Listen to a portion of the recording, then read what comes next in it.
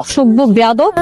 মেয়েদের মাথার মধ্যে হুঁশ থাকে না? হ্যাঁ, পারিবারিক শিক্ষা নেই? আপনি কি মেয়েদেরকে সম্মান করতে জানেন না? আমি আপনাকে কখনো সম্মান করলাম? একদম চুপ, কোনো কথা বলবেন না। আপনাদের মতন মাস্তানদের আমার খুব ভালো করে জানা আছে। আপনাদের কি করা উচিত জানেন? একটা একটা করে ধরে জেলের মধ্যে ঢুকানো উচিত। আচ্ছা, ব্যাপার আমি কি করছি সেটা তো বলবেন। ও, কি করছেন আপনি জানেন না? আপনি আমার ফ্রেন্ডকে বাজে ইঙ্গিত দিয়েছেন কেন? কই আপনার ফ্রেন্ড কোথায়? ওই তো কই গেল? শুনুন, ও হয়তো ভয় পেয়ে পালিয়ে গিয়েছে, বাট আমি ভয় পাই না। আমি আপনাদের মতন মাস্তানদের হেট করি। আজকের পর থেকে মেয়েদেরকে ডিস্টার্ব করার আগে নিজের মা ও বোনের কথা মাথায় রেখে তারপর ডিস্টার্ব করতে যাবে। কি ব্যাপার, থাপ্পড় দেওয়ার পর পিছনে পিছনে আসছে কেন? মামা, মামা তাড়াতাড়ি যাও, মা ফার্স্ট। এই কিরে বাবা গুন্ডা। দেখি সব তুই এখানে থাক। আমার বাসায় মাস্তানকে তুই কর। ওয়ালাইকুম আঙ্কেল। ওয়ালাইকুম আসসালাম। বাবা তোমার মোবাইল কেন বন্ধ ছিল? ফোনের চার্জ শেষ তো, তাই আপনাকে কল দিতে পারিনি। ও মাস্তান হবে কেন? তো শিয়াব আঙ্কেলের ছেলে। বলেছিলাম না যে ওর আসার কথা? কে এসেছি? তোমাদের বলেছিলাম না যে শিয়াবের ছেলে আসবে? সৈকত খুলনা থেকে এসেছে, এখানে থেকে চাকরি খুঁজবে। অনেক কষ্ট করে এসেছো, যাও বাবা ফ্রেশ হয়ে নাও। তুই ওকে গেস্ট রুমটা দেখিয়ে দে। আমি কিচ্ছু করতে পারবো না। তোমাদের গেস্ট, তোমরা যা করার করো। সবকিছু ঠিকঠাক আছে বাবা, বুঝছো, কিন্তু আমার বন্ধুর একটা বজ্জাত মেয়ে আছে, খুব দুষ্ট। দেখলেই রাগ করে, মনটা একটা থাপ্পড়। আর না, ওর সাথে কোনো ঝগড়াঝাটি করিস না। আর শোন, আমার বন্ধু কিন্তু এক কথার মানুষ।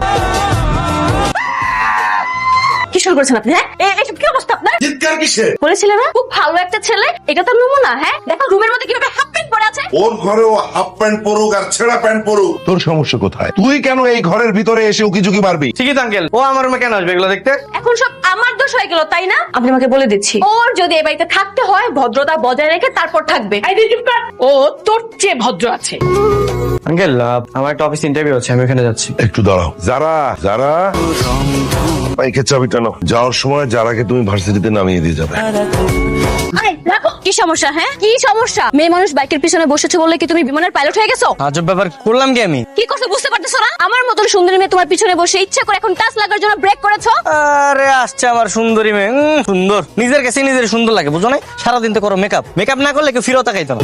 আজকের পর থেকে যদি কখনো দেখেছি তুই আমার দিকে তাকিয়ে আছিস, তোর চোখগুলো আমি তুলে দিই। আচ্ছা, আমি আর করবো না। আমি আগেই জানতাম তুই একটা ঝামেলার লোক, আর আজকে আমার একটা ঝামেলা হবেই হবে। তাকিয়ে আছিস কেন? বাইক স্টার্ট কর। আজকে যদি বাবার বাইকটা স্টার্ট না হয়েছে না, তোর খবর আছে। সরি জান। ইডিয়েট কোথাকার। দেখ, এই তোর 10 মিনিট 45 মিনিট ধরে তোর অপেক্ষা করছি। আরে দোস্ত আর বলিস না, ওর জন্য সব লেট হয়েছে। আরে ঠেলা গাড়ি তোর বাইক থেকে বেশি ভালো চলে, শুধু ওর বাইক দিয়ে আসছি আমি। এটা কে, দুলাভাই নাকি? এই তোর সারপ্রাইজ। কংগ্রাচুলেশন দোস্ত, আপনি কিন্তু অনেক smart. Thank you so much. এই থ্যাংক ইউ মানে? তুমি কি আমার বয়ফ্রেন্ড নাকি? ফাইজলামি করো।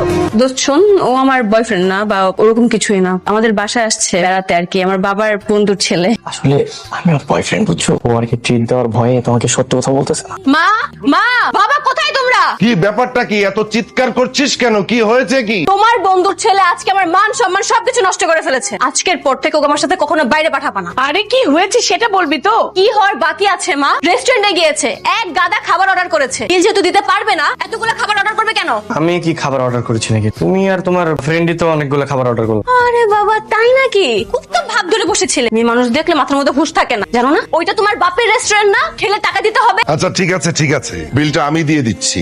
আমি বিল পরিশোধ করে আসছি। যদি পরিশোধ না করতাম, তোমার বন্ধুর ছেলেকে ধরে বেঁধে থালা বাসন মাজা।